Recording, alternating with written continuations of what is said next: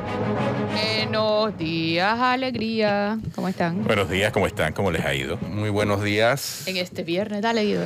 Hoy es viernes 23 de octubre del año 2020, año de inicio de la pandemia, y se cumplen hoy 14 años de la tragedia de La Cresta, en donde 18 panameños inocentes fallecieron quemados vivos en el bus 8B06. Esa es una fecha que hay que recordar siempre y que debe servir para que siempre los usuarios del transporte público le exijan a las autoridades un servicio seguro, confiable y realizable. Después de tantos años, ¿crees que ha habido una mejora sustancial en el transporte público? Bueno, yo diría que sin duda ha habido una mejora, lo comentamos el otro día. Me parece que, sin embargo, la mejora ha sido muy costosa en términos de dinero. Y de vidas. De vidas, por supuesto, pero de dinero y de reputación para el país. Porque desafortunadamente con las obras con que se ha mejorado la situación del transporte público, ha venido aparejado un halo innegable de corrupción. Desde, por ejemplo, la compensación por la salida de los Diablos Rojos, todavía hay procesos penales y patrimoniales andando en eso. Ni qué decir de la construcción de la línea 1 y 2 del metro, que también tiene un tufo innegable de corrupción envuelto, no solo a nivel nacional, sino internacional. Los que menos han recibido han sido las víctimas. Han sido las víctimas del bus que se incendió, pero al final todos terminaron siendo beneficiados, primero por las compensaciones de los Diablos Rojos, que por cierto, se compensó y se sacó de circulación un montón de Diablos Rojos, pero esos Diablos Rojos simple y sencillamente se enviaron hacia otras rutas. No es que salieron del sistema, y hay que estar claro. O sea que el que recibió la indemnización por el uso del Diablo Rojo la sacó de la ruta que supuestamente iba a ocupar ahora lo que se conoce como el sistema de Metrobús, pero pasaron a convertirse en Diablos Verdes, muchos de ellos. Otros pasaron a trabajar en el interior. Entonces, quedan todavía muchos grises del sistema de modernización del transporte, sumado a lo que tú dices muy bien, Guido, de lo que ocurrió con el metro. O sea, mucha gente se benefició, y estamos viéndolo en función de las declaraciones del caso Odebrecht. Mucha gente se benefició con la construcción de la línea 1, la línea 2 del metro. Y las compensaciones de los Diablos Rojos trajo un caso muy grande. ¿En qué está ese caso, Guido? Avanzando en ambas jurisdicciones, tanto en la penal como en la patrimonial. Eso es un caso complejísimo porque hay cualquier cantidad de personas vinculadas, incluyendo a concesionarios, incluyendo a exfuncionarios de la Autoridad del Tránsito. Sí. De manera pues que eso va avanzando, pero lo significativo es que ni en eso se pudo ser transparente. Es decir, compensaron a personas que tenían solo el certificado de operación, pero no tenían vehículo. Otros que compensaron, ¿no?, 2 veces. Sí. Otro, sí. Así es. Entonces eso, ahí hubo una piñata con los fondos de nuestros impuestos terrible. Y apuesto a la prescripción, apuesto a la prescripción de ese caso. Sí. Van a ver, o sea, lamentable. Han metido cualquier cantidad de recursos. Sí, lamentable. Sí hay que reconocer que el sistema de transporte público hoy es distinto al de hace 14 años. O sea, 100%. Sí avanzamos. Pero ¿cuál fue el costo de ese avance?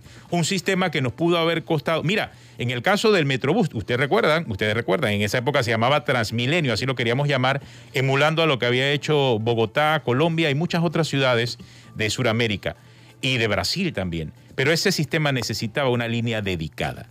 14 años después y 10 años después de la llegada de los primeros Metrobuses, todavía no existe la línea dedicada, lo que complica obviamente la manera en que ese sistema debe desarrollarse dentro de la ciudad. Ciudades mucho más pequeñas en Colombia tienen un sistema de transporte eficiente, sin necesidad de un metro, solamente utilizando una línea dedicada para el llamado Metrobús, Transmilenio o el sistema de transporte masivo, pues como se les conoce. Barranquilla, excelente el servicio de transporte en Barranquilla, por mencionar una ciudad. Cali, por ejemplo, por mencionar algunas ciudades que realmente tienen un sistema de transporte digno, decente, eficiente. No invirtieron tanto y al final la gente se vio beneficiada con ese servicio de transporte. Aquí ni siquiera tenemos rutas alimentadoras todavía. Bueno, pero si te vas a verlo así, Bogotá no tiene metro todavía. Lo organizaron y lo planificaron antes que lo organizáramos nosotros, ¿no? Se ahorraron los millones de para la Odebrecht, claro. No, allá se pagó, se pagaron muchas cosas también y no surgió, o sea, por lo menos. Bueno, el metro de... allá no aplica ni el robo, pero hizo en ese tema. No, el metro, pues sí, así me dicen algunos colombianos. El caso del metro de República Dominicana también, que estuvo como una gran fosa como por 10 años. O sea, en el caso de Panamá sí hubo eficiencia en cuanto a la construcción, porque realmente fue en el periodo del señor Martinelli que se hizo la línea 1. Fue rápido, pero ¿a qué precio? El costo, o mejor dicho, el sobrecosto que tuvimos que pagar por ese metro, ¡wow! Sí, no, y a eso, como hemos comentado, está... Y confesado por sus autores, no estamos aquí inventando nada. Está documentado y confesado por los dos, por las dos empresas que participaron, porque FCC en los líos que ha tenido a nivel internacional confesó que hubo sobreprecio en el suministro del acero para la construcción del metro de Panamá. Así que bueno. Y claro, y que en FCC se usó la misma estructura que en MECO y con Odebrecht. Ciertamente, es el modus operandi que salió a la luz pública gracias a la inicial confesión de Odebrecht ante el fiscal del Distrito Este de Nueva York en diciembre del año 2016. Oiga, yo quiero conversar sobre los familiares del médico que falleció esperando la ayuda del gobierno para pagar su tratamiento. Sí, te escuché en las glosas. Hoy, horrible. Sí, cuéntanos qué fue lo que ocurrió. Los familiares de este doctor dijeron que le mandaron a Eira Ruiz al gobierno, pues la carta de ayuda hace más de 21 días y Eira Ruiz salió diciendo que fue hace solamente 7 días. Eso por un lado. Por el otro dijo que el doctor no tenía seguro, pero que igual el seguro casi como que le hizo el favor de atenderlo. Y a mí me parece que eso es, o sea, además salimos a deberles. O sea, el doctor no tenía seguro social. Y lo atendieron en el seguro. Y entonces, o sea, pero es que se puede hacer. Claro, por supuesto que Claro se puede que sí. hacer, pero ella lo resalta como que lo recibimos hace poquito e igual le hicimos el favor de atenderlos. Y yo creo que eso es desgarrador. Y o sea, el doctor Flor, ¿dónde trabajaba? no sé. En Coclé, en Coclé. Pero era independiente, porque para no tener seguro, claro, si era un trabajador, sea del Estado, sea de un hospital o una clínica privada, debería tener seguro. Pero más allá, yo me voy mucho más allá, aunque no tuviera seguro. ¿Cómo vas a resaltar que no tenía seguro, pero igual atendimos en el seguro? Luego dice que lo iban a atender en un hospital afuera, pero no ha mostrado ni un documento, ni un chat siquiera de cómo estaban tramitando atenderlo afuera. Y en verdad, si a él podían atenderlo en el seguro, ¿por qué a otros los atendían en hospitales privados? Realmente la vida de unos está valiendo mucho más que la de otros. Esa es la discrecionalidad. Pero para eso es que debería estar la partida discrecional. No, es que para eso está, pero para pagárselo al que tiene la palanca y la influencia. Exacto. Ese es el problema. Pero para este tipo de situaciones... ¿Ves? Y así ha sido a lo largo de todos los gobiernos. O sea, tú tienes acceso a la partida discrecional del gobierno siempre y cuando tenga la palanca. Normalmente gente de partido, delegados, familiares, amiguitos y demás, los que pueden beneficiarse, pero casos como el de este médico, bueno, pues... mira, imagínate. Recordemos, en los gobiernos de Martinelli y de Varela se pagaron operaciones a amigos. Y en este gobierno también. También. Y lo hemos visto ahora con el tema del COVID. También, hasta Sí. operaciones de rodilla, bypass gástrico, explícame. O sea, le pagaron un bypass gástrico a un secretario del Consejo de Seguridad que no tiene nada que ver. O sea, no entiendo. Si fuera en todo caso, es que no hay justificación para esa operación. No había. No, o sea, y se han para- hecho esos pagos. Bueno, y la operación Ahora- de rodilla en Miami, explícame. Sí. No, Eso y no es que- nuevo. ¿Ah? Eso lo que No es nuevo. revela es que hace falta, desafortunadamente, porque esa partida discrecional es para manejarla discrecionalmente, pero también con un criterio de carácter social. Porque no tiene otra justificación que el presidente de la República pueda disponer a la libre de fondos públicos, y aquí quiero decirlo, cualquiera que sea el presidente de la República, sin rendir cuentas, porque eso es lo primero que hay, no hay rendición de cuentas, simplemente es como si fuera una especie de estado feudal o de reino, en donde el rey o el señor feudal decide qué hace con los fondos que recauda de los ciudadanos. Y eso en una democracia es inadmisible. Pero además, esa partida está hecha o diseñada, su filosofía es para atender situaciones de emergencia social. Y social es para las personas que no pueden de otra manera atender una emergencia. Evidentemente se está mal utilizando desde hace años, esto no es de ahora, y siempre ha sido un clamor, por lo menos de las personas que nos preocupa, la institucionalidad democrática, que esa partida se regule Es que esa adecuadamente. partida lo que Claro. me preocupa es que es una chequera. Es una chequera abierta. Sí, o porque sea, no hay límites. No, pues, o sea, porque algunos presidentes gastan uno, y te dice, bueno, pero es que nosotros gastamos un solo milloncito, pero el gobierno anterior gastaba 5, o el gobierno pasado, sí, pero $1.000.000 cada trimestre, que creo que es que se revisa, es mucha plata.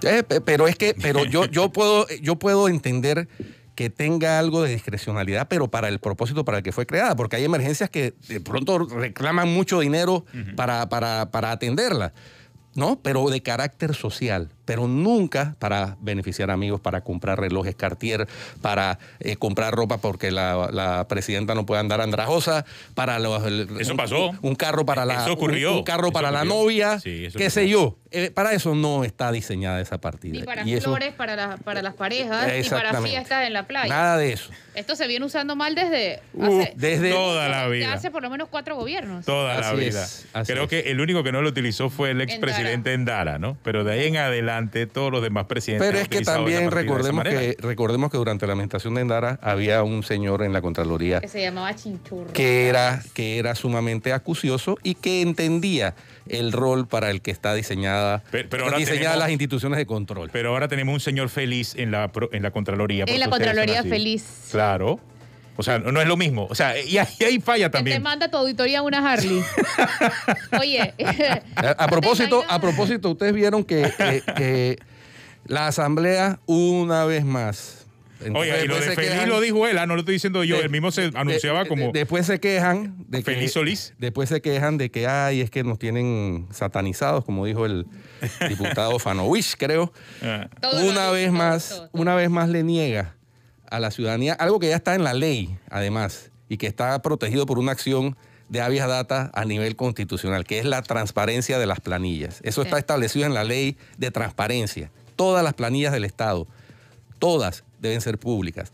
Las que no se hagan públicas, que tienen que ver con seguridad nacional, tiene que haber una resolución motivada que las declare de acceso restringido o de carácter confidencial y basada en la ley de transparencia. Ayer la Asamblea determinó, ante una propuesta audaz, por así decirlo, del diputado Gabriel Silva, que la planilla 172 no tiene que ser publicada, lo cual riñe directamente con la ley de transparencia. Así que yo me imagino que habrá algunas acciones de carácter legal ante la Corte Suprema de Justicia, porque eso es una Pero- abierta ilegalidad producida por quienes están llamados a hacer las leyes. Ok, pero un momento. Ahí hay un punto y alguien me lo aclaró muy temprano hoy en la mañana.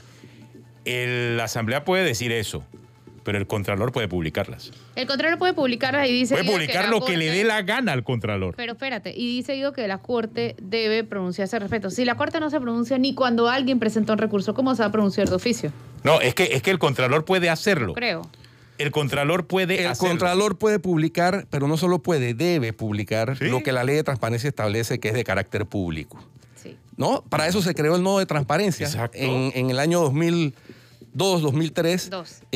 para ir publicando lo que las instituciones decían o alegaban que no estaban en capacidad de cumplir. Eran otros tiempos, no todas las instituciones tenían página web, etcétera. Entonces, en la Defensoría del Pueblo se decidió crear el nodo de transparencia para materializar lo que decía la ley de transparencia. Pero ya a estas alturas del año 2020, año de la pandemia, ninguna institución, por lo menos de las de nivel nacional, puede argumentar que no tiene la plataforma y su página web para cumplir con lo que dice la ley, y eso incluye a la Asamblea. La Asamblea, por obligación legal, debería tener publicada en su página web, en el capítulo correspondiente a transparencia, todas las planillas, sin excepción. Eso Así es. es un mandato de la ley que se aprobó en la misma Asamblea. Digo, e independientemente de lo que pueda decidir la Asamblea, es potestad del Contralor hacer la publicación, sin necesidad de ninguna consulta. Que si los diputados no están de acuerdo, bueno, entonces que pidan y presenten su amparo ante la Corte. Ya se soluciona. Pero debe haber la voluntad para poder publicarla. Y Ahí de queda el verdad. clavo. Y de verdad. Voluntad. Exactamente. Y eso quizás es lo que tenía el Contralor Chinchorro Carles en su momento. Tenía la voluntad de que hubiese orden en las cuentas. Y lo que salta a la luz y resalta negativamente, desafortunadamente, es que cuando alguien no quiere que se publique algo, es porque algo chueco hay. Exacto. Sin duda. Exacto, y lamentablemente ese es el mensaje que está mandando la Asamblea. Por eso ellos pueden contratar al que quieran, porque me dijeron que están contratando ya unos expertos en comunicación. Pueden contratar al que quieran. Si ellos no se enfocan en ver de qué forma mejoran esa credibilidad que tienen ante la gente. ¿Y cómo la mejoran? No con campañas, con hechos, con acciones. Si no mejoran eso, pues pueden poner al mejor especialista en comunicación del mundo. Ese problema no se lo va a solucionar. Mira, Se lo aseguro. Eso es así. Es correcto. Y mira, pero bueno, ni siquiera Contraloría es transparente, porque cuando quisieron meter su asesoría de imagen por $49,000 y se les iba a investigar, ellos pidieron no ser investigados y les hicieron la venia y entonces no fueron investigados por ese caso. Yo creo que ese contrato ya fue adjudicado. Creo que sí. Creo que sí. Y entonces ellos, Contraloría, que debe ser el organismo que vela por los recursos del Estado, se niega a ser investigado por un gasto cuestionado. A mí me parece que eso dice mucho. Atenógenes, esta mañana pude escuchar también, me pareció muy interesante la participación de los secretarios y presidentes de partidos políticos en relación al diálogo del Bicentenario. Ahora llamado diálogo del Bicentenario, abriendo brechas o cerrando brechas. Bueno, demasiado título. Me pareció muy interesante, sobre todo la del secretario general del partido oficialista. El señor Pedro Miguel González. Pedro Miguel González, porque lo que dijo, que concuerdo en la gran mayoría, menos en la parte de robustecer el Estado, porque yo creo que debería ser lo contrario. El Estado está demasiado grande y demasiado robusto y con demasiado personal, una planilla abultada, pero en el resto coincido casi con todo lo que dijo. Parecía el discurso de un líder de oposición. El del secretario general Pedro Miguel González. Bueno, Javier. Algo de eso hay. Depende de la perspectiva o del punto de vista de donde uno lo esté viendo. El asunto es que hay algo que sí me preocupó de lo que dijo el señor Pedro Miguel González, y son los tiempos. Y este es un asunto que no puede tomar un año. O sea, la pandemia nos ha robado un año.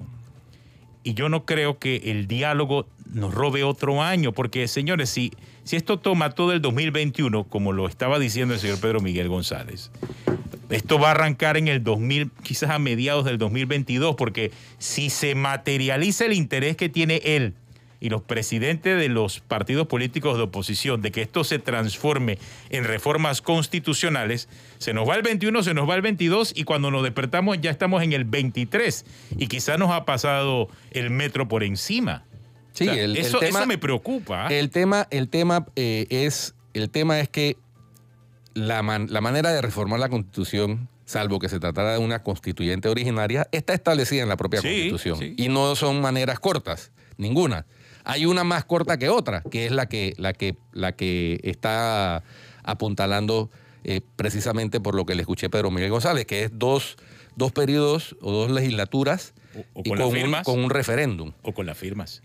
La firma es para una asamblea constituyente paralela, ¿no? Bueno. Que también toma su tiempo, porque mientras reúnen las firmas, el Tribunal Electoral reglamenta cómo va a ser la elección de constituyentes, se instalan los constituyentes, redactan una nueva constitución, etcétera. Tampoco es un proceso corto. Eso no puede tomar, creo yo, menos de un año, año y medio. O sea que el tema es que el apuro trae cansancio, y esto es un tema delicado porque es hacer una reingeniería de la estructura del Estado panameño, que es de lo que se trata. Pero me llamó la atención que él planteaba, por ejemplo, que haya un verdadero balance de poderes. Es decir, eso siempre que se habla de balance de poderes, se habla de quitarle, y eso ha sido motivo de campañas y de discursos de campaña, quitarle poderes al Ejecutivo, que sigue siendo el órgano que manda la parada en Panamá. Es decir, estamos en un estado que es presidencialista. Pero también habría que ver cómo se refuerzan para quitarle poderes efectivamente al Ejecutivo y que haya balance de poderes, cómo se refuerzan los mecanismos de control de ese poder. Eso es lo más importante. Que es donde estamos particularmente fallando, porque en otros países también se da, y ahí lo vemos en el caso de Estados Unidos. El presidente Trump ha tratado varias veces de pasarse por encima de la Constitución y de las leyes, y hay unos mecanismos de check and balance, que le llaman allá, de control judicial, que lo paran en seco, ya sean cortes estatales o incluso la Corte Suprema de Justicia. Y eso viendo la gran política de Estados Unidos, pero aquí vemos el asunto de Perú. A mí me sorprende Perú. O sea, hemos visto que en Perú la sociedad peruana logró crear en su sistema válvulas de escape suficientes para que en los últimos 5 años haya un presidente por año, ¿ah? Y hasta un presidente se suicidó por el caso de Brecht, casualmente. Un expresidente se suicida. Bueno, en medio de esta investigación. Caso. No sabemos si solamente por eso. Pero eso no ha parado la economía peruana. Eso no ha detenido el sistema. O sea, esa dependencia única y exclusivamente del sistema político para que la economía funcione, en el caso peruano se está demostrando que pueden ir separados y que la ciudadanía tiene todo el derecho de pedirle a sus dirigentes rendición de cuentas. Y todas las semanas aparece un escándalo en Perú y no se ha caído el país. Ahí está Perú echando para adelante con sus retos financieros, pero a la vez también satisfecha la gente de lo que está pasando con sus políticos, porque son desnudados prácticamente todas las semanas por sus irregularidades. Entonces, hay una posibilidad, o sea, hay que ver. Lo que pasa es que aquí también a veces vemos países como México, que sabemos que tienen problemas peores que los nuestros, o países en el área centroamericana, o de repente nos gustaría ver, vamos a ver Brasil, o cómo funciona en Argentina. O sea, cuando vemos esos ejemplos, realmente no nos conviene a nosotros, que somos una democracia joven. Pero si vemos el ejemplo de Perú, que también tuvo problemas muy similares en los mismos tiempos que nosotros, y cómo ha evolucionado en 30 años, nos damos cuenta que es posible. Sí, sin duda. Sí existe la posibilidad de hacerlo. Sin duda. Y cuando tienes sistemas de control y de balance de poderes efectivos, no solamente en el papel, se produce inmediatamente algo de lo que tú apuntas a Tenógenes, confianza en el sistema judicial del país y en el sistema democrático del país, y esa confianza genera que haya inversión extranjera, y por eso es en parte el éxito del sistema peruano en materia económica. Sin duda, eso va totalmente anexado a eso. Y mira lo que está pasando acá. Tenemos, por ejemplo, que el saldo de la deuda alcanzó 36.1 millones. Billones, en septiembre. 7.000 millones más que en septiembre del 19. ¿Ustedes piensan que en Perú un contralor haría lo que está haciendo el contralor de Panamá de ocultar información al público? No. Lo linchan. Lo linchan, no solo mediáticamente, sino literalmente. O sea, tiene que cumplir con su responsabilidad. Lo procesarían en el ente encargado. Me imagino que allá debe ser también el Congreso. No conozco la Constitución peruana, pero me imagino que es el Congreso. Exacto. Entonces, ese es el problema, que lo que tenemos que reforzar es la institucionalidad. Oiga, y que los mecanismos de control cumplan su rol cuando se quiera abusar del poder. Y los diputados que trataron de hacerse los populistas allá, por ejemplo, la señora Keiko Fujimori, ¿dónde terminó? En la cárcel. En la cárcel. O sea, esa es la certeza que consigue el pueblo peruano. Lo que pasa es que la impunidad empodera. Entonces, no hay ningún tipo de control para ningún tipo de decisiones. O sea, el mejor ejemplo es la pandemia. El Ejecutivo dicta decretos, la Asamblea no los controla y la Corte los auspicia con su silencio, y ahora nos damos cuenta que echan todo para atrás. Entonces, al final, los ciudadanos no tenemos dónde acudir. Por ejemplo, la Defensoría del Pueblo. La Defensoría del Pueblo es una entidad que en este momento no tiene ni garra, igual que ANTAI. No tienen absolutamente nada de garra. Y la Defensoría pudiera estar mucho más activa. Yo creo que cuando empezó el defensor nuevo se veía más actividad, se veía por lo menos... ¿Pero cuánto tiempo le queda? Sí, pero por lo menos el tiempo que lo quede, que lo haga bien. O sea, el primer mes, entonces lo viste súper activo. ¿Tú lo has visto en las últimas 2 semanas? Se le va bajando la batería. Entonces, pero muy rápido, o sea, demasiado rápido. Ya le queda una rayita. O sea, está como tirup, la batería cuando hace tirup. Exacto. Necesita recarga. Necesita recarga, pero tranquilo que él se queda en ese cargo.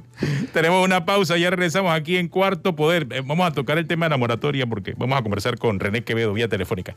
Ya regresamos.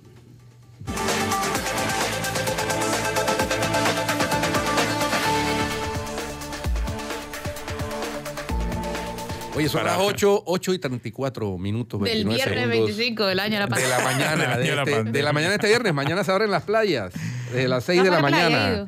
No, yo todavía no puedo ir. Ojo, pero en Coclé más va a estar abierto, por ejemplo, la playa de Farallón y la playa de Santa Clara. El resto de las playas de Coclé va a estar cerrada. En Panamá Oeste sí. Pero eso no es lo que dice el decreto. No, pero acuérdate que ese es Coclé. En el caso de Panamá Oeste dice que están abiertas todas las playas. O sea, es Coronado, Gorgona. ¿Y cuál fue el criterio para determinar eso? Ni idea, imagínate. Sustento. Y sustento, quién sabe. O sea, el sustento es bueno, pues. Pero tú vas mañana para Farallón. No. Yo todavía no voy a la playa. Yo creo que también la limitación en el número de playas abiertas es por la limitación que tiene Sinaproc y los estamentos encargados de cumplir las regulaciones de la burbuja familiar y demás. De personal. Recuerden llevar su árbol genealógico mañana a la playa, personal. Por favor. Porque estoy seguro que va a venir eso. Vas a ver que el lunes van a comenzar las críticas diciendo, bueno, es que el policía me detuvo y me pidió que besara a la persona que iba conmigo. Mañana vamos a ver abusos. Eso siempre. Oye, mis palabras. Hay que hablar acerca del anuncio que hizo el presidente sobre el alivio bancario que se va a extender ahora hasta el 30 de junio. Por dos razones. Porque por una parte, hacia el público es el alivio bancario. Sí, pero ¿qué ocurre con los otros temas que están vinculados a ese? Que tiene que ver con la suspensión de las jornadas laborales, que tiene que ver con la reducción de horarios laborales. Me imagino que paralelo a esta extensión del alivio bancario, también el Estado va a emitir un decreto ejecutivo que también toque estos temas, que van a tener un impacto directo en el ámbito laboral. Tengo contacto con René Quevedo ahora mismo, está con nosotros vía telefónica. René, buenos días. Creo que la extensión de lo que es este alivio bancario suena bien, para lo que tiene que ver con las deudas pendientes. Pero ¿qué pasa con los otros temas que tocan directamente el empleo? René, buenos días. Sí, yo creo que definitivamente la medida, digamos, no había otra opción, vamos a ponerlo de esa manera, ¿no? Porque la situación todavía de los contratos suspendidos y aún los que han sido reactivados, que ha sido, si acaso, el 28%, no plantea una posibilidad real de que para enero vayamos a tener, digamos, primero que la gente haya regresado a sus trabajos, cosa que no va a ocurrir, va a ser todavía parcial, y segundo, muchos de ellos están regresando no con las condiciones que tenían antes, sino muchos pues medio salario, media jornada, etcétera. Y obviamente no iban a tener los fondos suficientes para hacer frente a 7 meses de deuda, ¿no? Entonces lo que hacemos es, de alguna manera, amortizar esto. Esto no resuelve el problema, pero pienso que es una medida efectiva, digamos, necesaria, coherente con la situación, ¿no? Habrá que esperar un poco a ver cómo se va recuperando la economía. ¿Cómo le conviene esta medida a los bancos, tomando en cuenta que para ellos no es un negocio quedarse con los bienes de los clientes? Es correcto, sí, yo creo que es una medida sensata. Y sí, bueno, todavía sigue siendo la pregunta es cuándo las cosas van a cambiar, ¿no? La economía no se va a reactivar hasta que se reactive el consumo. Y con las empresas abriendo o operando a 30% de capacidad, los contratos no se van a reactivar. Así que es un proceso que va a llevar un tiempo, ¿no? Espero que ahora con la prácticamente la liberación de todas las restricciones, esto vaya poco a poco creando las condiciones para que estas cosas ocurran, ¿no? Obviamente el problema es que la apertura o la reapertura ha ido bastante lenta, porque en sí la reapertura implica ya una gradualidad, pero le hemos puesto una gradualidad a una gradualidad.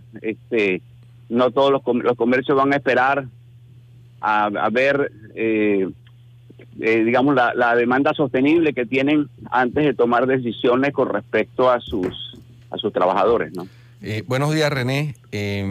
Mira, yo antes de entrar al aire conversaba aquí con el DJ Alex, nuestro operador de cabina, sí, de exactamente lo que estás planteando, pero además yo le decía que no me extrañaría que dependiendo de la velocidad de la reactivación, antes de que venza la nueva moratoria ahora en junio del 2021, haya necesidad de hacer una nueva extensión.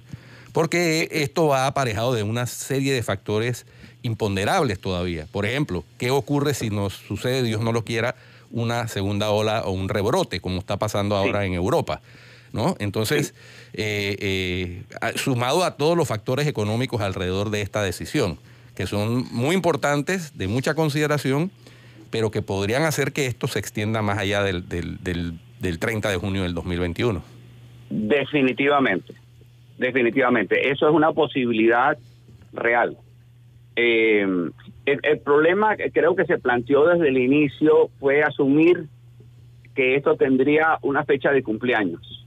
No sabemos cuál es la fecha de cumpleaños porque no hay manera de estimarla. Sí. Entonces creo que nosotros pienso que debemos mantenernos flexibles, uno. Segundo, evitar las posiciones radicales, porque al final del día yo no creo que a los bancos les interese llenarse de casas y llenarse de carros, ¿no? Pero hay una situación real y sobre todo vamos a tener que trabajar juntos. Esto no es, lamentablemente, se ha visto esto o hay muchos sectores que están viendo esto como un tema de ricos y pobres, culpables e inocentes, víctimas y victimarios. Ese discurso solamente favorece al virus. Entonces creo que tenemos que buscar, lamentablemente, esto es un problema de todos, nos afecta a todos en la economía, y yo creo que lo que quizás ha faltado es esa sensación, ese liderazgo que nos una. Creo que ha habido mucho discurso divisionista y polarizante que no nos ayuda en lo absoluto a la búsqueda de soluciones. Lamentablemente tenemos la tendencia a rara vez saber cuál es el problema, pero siempre saber quién es el culpable, ¿no?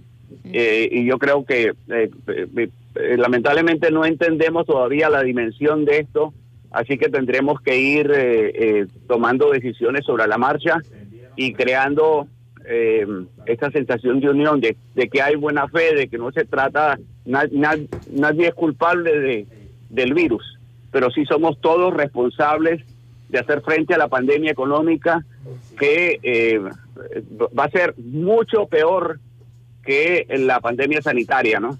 El COVID va a arruinar a mucha más gente de la que va a enfermar, pero entonces tenemos que entender que esto tiene implicaciones sociales impredecibles, ¿no? Claro, va a depender mucho también de las decisiones que individualmente como nación tomamos. El alivio bancario quizás es o debe ser parte de una mayor estrategia, la cual todavía no tenemos clara. No sé si tú la tienes más clara que nosotros, pero en el caso mío particular, todavía no termino de entender dónde encaja cada una de las piezas de este gran rompecabezas. Y eso, lamentablemente, provoca que haya mucho escepticismo y ese escepticismo se llena muchas veces con voces que no necesariamente son las más autorizadas para hablar de economía. Y eso es lo peligroso, porque aparecen muchos magos, ¿no? Sí.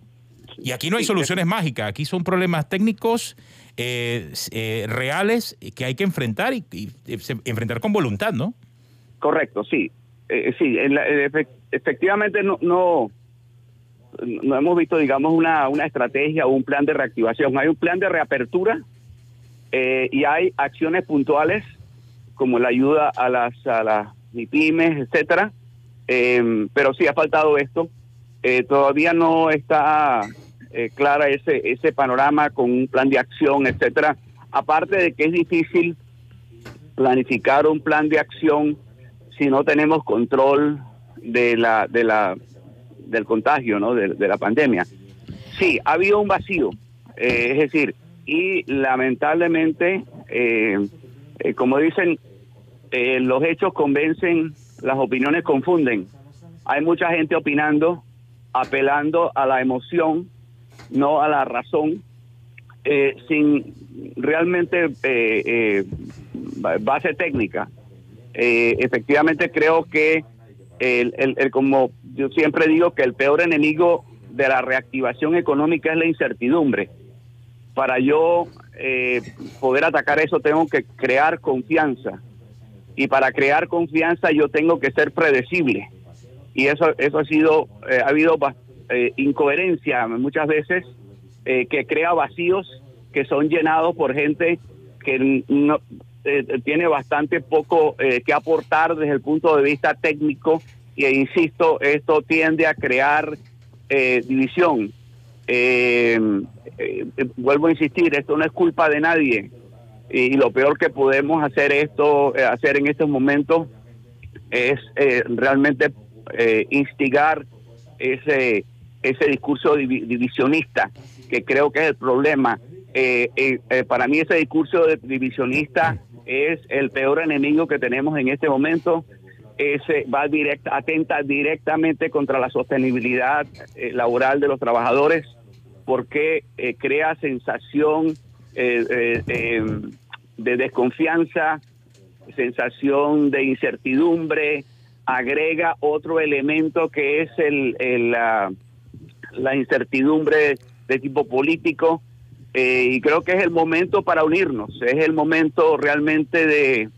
por eso creo que me parece positivo el llamado al diálogo que ha hecho el presidente, pero me gustaría verlo, ¿no? Me gustaría que eso ocurriera. Que se concretara. Licenciado, sí. En hipotecas, si uno hace un aporte, en tiempos normales eso se iría a capital, los aportes extraordinarios. Si uno está en moratoria y quiere abonar a capital, ¿eso es posible o sería intereses?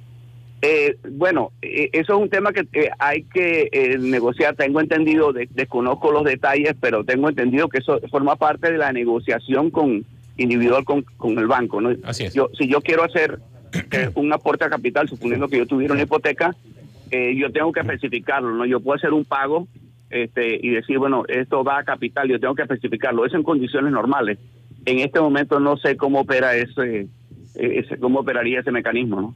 Me imagino que como hasta ahora pues se deja en manos de relaciones individuales y particulares. Es una pregunta que me llegó al chat. Sí, y es totalmente válida, porque en el caso, por lo menos de la comunicación que yo he tenido con mi banco, es de esa forma. O sea, individualmente los bancos están conversando con muchos clientes para ver de qué forma se ayuda de esta forma, o de qué forma puedes aportar a las deudas que ya tienes. Es como muy individual, y así debe ser, me parece, ¿no? O sea, es correcto. Es que yo creo que la diferencia de una ley a la negociación individual es que si yo tengo una ley, yo tengo que enmarcarme dentro de la ley.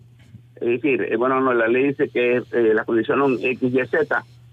Si lo dejamos como una negociación individual, insisto, eso es entre una discusión entre yo y el banco, y definitivamente esto es un contrato individual que ya yo tengo con ellos, ¿no? Así que digamos, desde ese punto de vista es positivo.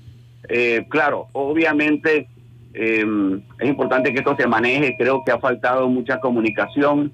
Creo que lamentablemente, al no haber esta estrategia de comunicación para justificar esto y posicionarlo, le da cabida pues digamos a que mucha gente opine, ¿no? Bueno, muchas gracias, René, por tu tiempo y por tus opiniones esta mañana aquí en Cuarto Poder. Tenemos una pausa, ya regresamos.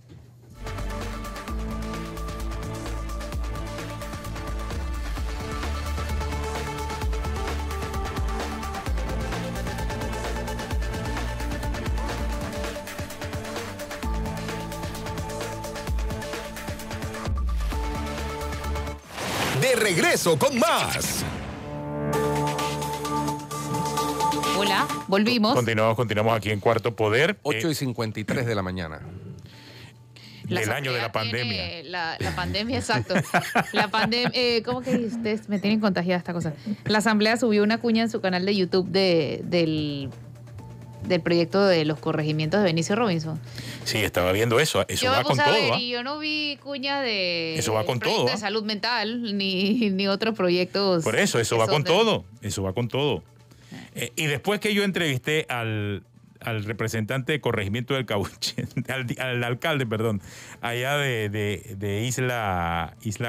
Sí, ¿dónde Isla fue Colón. el texano? Isla Colón. De Isla Colón. ¿Dónde fue el texano? Vi que para los alcaldes, a pesar de ser de oposición, el tema les agrada. Aunque sea el diputado que está de gobierno el que fomente los nuevos corregimientos. O sea, parece como que los alcaldes quieren, la gente quiere más corregimientos. Si no podemos mantener lo que tenemos, ya hay tantas denuncias por problemas en las comunidades. Y es más, me decía un representante de corregimiento actual, que los ministros, es un lío que te respondan las llamadas o que te reciban en sus despachos. O sea, 11 representantes de corregimiento más van a hacer la diferencia. Si a los actuales no le abren los despachos ni le cogen las llamadas. ¿Qué esperanza? No entiendo. Sí, el argumento es bastante pobre, porque he escuchado argumentar diciendo que no, que es que solamente mediante la creación de un gobierno local, una junta comunal, etcétera, es que se resuelven los problemas. Si ese fuera el argumento, pues habría tantos corregimientos como comunidades ahí en el país. Y eso no es la idea. Entonces, y estarían resueltos muchos de los principales problemas. Si se quiere hacer una reestructuración, lo que hay es que hacer una reestructuración con base en estudios técnicos, y porque sí, yo creo que hay lugares que ameritan nuevos corregimientos, pero también hay lugares que ameritan eliminar un poco de corregimientos que ya están totalmente despoblados. Descentralizar realmente y quitarle poder al Ministerio de Obras Públicas, por ejemplo, por mencionar una entidad. Y pasarle parte del presupuesto del Ministerio de Obras Públicas, que hoy a discreción distribuye en los 600 y pico de corregimientos, para que cada corregimiento administre sus calles, pues. Igual forma sería para el Ministerio de Educación, para que cada corregimiento administre sus escuelas, pues. O sea, si vamos a hablar de descentralización, por ahí quizás es el camino, pero eso no está ocurriendo y yo no creo que vaya a ocurrir. Aquí es un tema de control, pero control político y control económico por lo que representa cada corregimiento. Son como 200 y pico mil al año. Muy insistente que estén poniendo este video, además diciendo que cumplieron con todos los requisitos, incluyendo la consulta ciudadana, cuando la gente protesta en calle. O sea, pero eso significa que los corregimientos van. Por supuesto, pero estás diciendo cumplimos con todos los requisitos, pero ¿por qué estás promocionando este proyecto? No lo necesitas. No entiendo por qué promocionan unos y otros no, porque les representa más ganancia política. Y el otro gasto innecesario que vi de la Asamblea fue la Dirección de Cultura, que hizo un concierto virtual con Renato. A menos, o sea, la Asamblea haciendo un concierto con Renato. Yo quiero que entonces Renato nos diga si él cobró o no cobró con eso. O sea, yo me tomo mis palabras si él no cobró nada por eso. Y ojalá que le hayan pagado, porque hay artistas que la están pasando mal. Sí, pero, ojalá que no la haya hecho gratis, de verdad. Cosas de la pandemia. Yo quisiera encontrar en qué parte de las atribuciones que están constitucionalmente otorgadas a la Asamblea Nacional encontramos el apartado ese de conciertos con Renato. Conciertos con quien sea. Eso lo pagó el Ministerio de Cultura, de seguro. No, esto es la Dirección de Cultura de la Asamblea. Ah, ya entiendo. Ah, esa no la había visto. Sí, oye. Oh, yo pensaba que era el Ministerio de Cultura. Pero por otro lado no hay plata para lo oncológico. Mira, la primera dama está haciendo una subasta. Hay una de Dirección cuadros. de Asuntos de Cultura en la Asamblea. Claro. Oye, con tanta cultura hay que hacer una dirección en ese lugar. Es que si hay un Ministerio de Cultura, ¿para qué hay una Dirección de Cultura Bueno, no entiendo. Ay, también hay comisión. Ella debe estar administrando el conjunto típico de la Asamblea. ¿Existe el conjunto típico de la Asamblea? De seguro. Sí. Con toda seguridad. Lo más o probable. por lo menos van a las cosas estas que hay que pagar para llevar tu... Debe ser. Oye, no hemos hablado del debate presidencial en Estados Unidos. Mire, el primero provocó tantas reacciones y el segundo estuvo muy bueno, pero fue mucho más balanceado, ¿no les parece? Sí, sí, yo creo más en lo segundo. Yo no sé si estuvo muy bueno. A mí me parece que a mí me parece que estaba bueno. A mí me pareció igual que los temas fundamentales sobre los que giraba el debate, por lo menos desde el punto de vista de la moderadora, se perdieron en los ataques nuevamente. Ahora no fueron ataques tan violentos como el primero. No fueron tan viscerales. La gente decía en redes sociales que parecía que el presidente Trump estaba entafilado. Sí, ¿no? sí. Pero como no era él. Efecto, es ¿no? que como que se la dieron antes de tiempo y entonces se le fue pasando el efecto. Antes de tiempo. Pero ciertamente el ataque que si el otro recibió de China, que si el otro recibió de no sé qué, que si la familia, que si el hijo, o sea, eso en la misma cloaca. Exactamente, eso en un país como los Estados Unidos es desafortunado y lamentable que dos candidatos a la presidencia se sometan a ataques personales al mismo nivel que vemos aquí en nuestra asamblea por parte de algunos lamentables especímenes.